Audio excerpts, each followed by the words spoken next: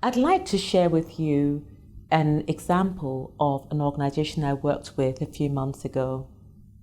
The chief executive came to me initially because he was experiencing friction with his staff and the board.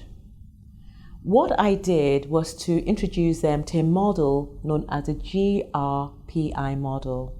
The G stands for goals, the R stands for roles, the P stands for processes, and the I stands for interactions.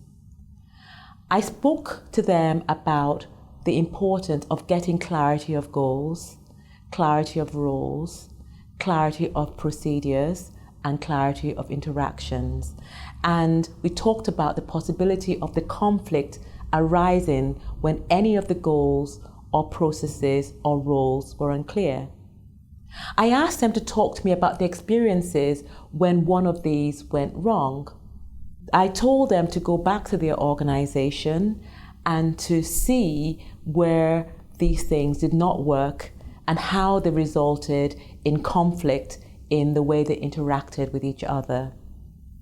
The chief executive, the board, led by their chair, and the staff came back to say that they, as a startup, had become unclear about what their mission really was. They had also become unclear about their strategy and how they were going to work through what needed to be done to achieve their aim.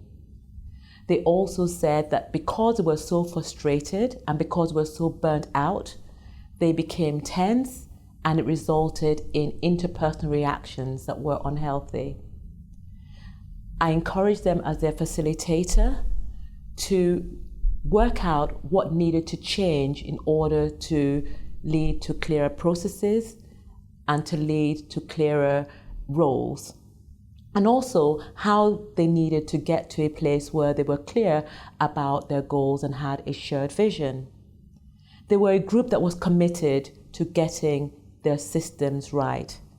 And what they set out to do was to take time out, to have a strategy away day, to work at their strategy and to clarify what steps they needed to take to enforce a clear structure on the organization.